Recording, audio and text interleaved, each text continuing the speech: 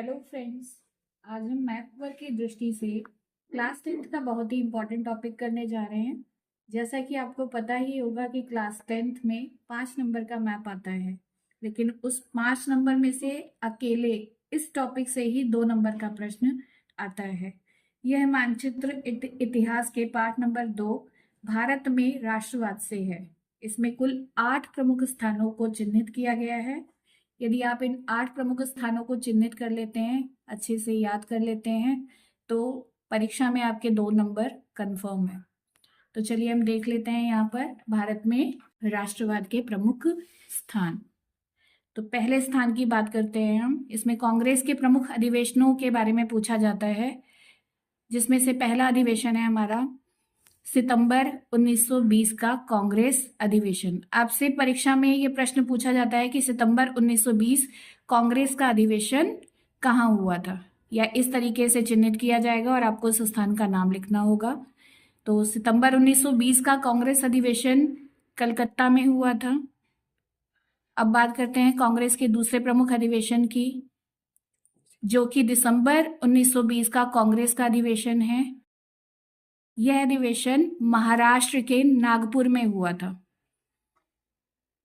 यह अधिवेशन महाराष्ट्र के नागपुर में हुआ था। अब देख लेते हैं कांग्रेस का अगला प्रमुख अधिवेशन है 1927 का कांग्रेस अधिवेशन। यह अधिवेशन मद्रास में हुआ था। ये तीनों ही अधिवेशन बहुत इंपॉर्टेंट हैं। कलकत्ता सितंबर 1920 का अधिवेशन, नागपुर दिसंबर 1920 का अधिवेशन और मद्रास 1927 का कांग्रेस अधिवेशन। अब कुछ अन्य प्रमुख भारत में राष्ट्रीय आंदोलन के प्रमुख स्थानों का एक बार फिर वर्णन कर लेते हैं। अगला आपसे स्थान पूछा जाता है अमृतसर, जहां पर जलियांवाला बाग हत्याकांड हुआ था। यह हत्याकांड वर्ष 1919 में हुआ था। तो याद रखिए, यह जलियांवाला बाग हत्याकांड पंजाब के अमृतसर नामक स्थान पर हुआ था। दूसरा प्रमुख स्थान है दांडी। दांडी गुजरात में है।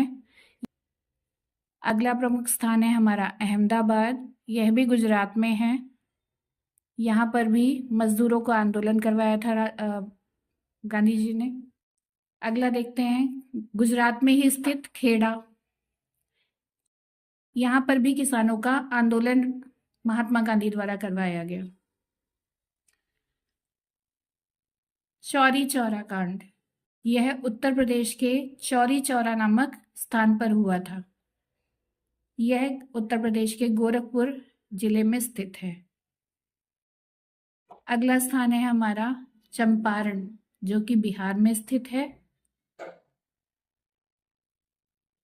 तो ये कुछ प्रमुख स्थान हैं जो पाठ 2 से इनसे संबंधित प्रश्न परीक्षा में उठाए जाते हैं। यदि हम इन स्थानों को ठीक से अध्ययन कर लेते हैं तो परीक्षा में आसानी से 2 नंबर हम प्राप्त कर सकते हैं।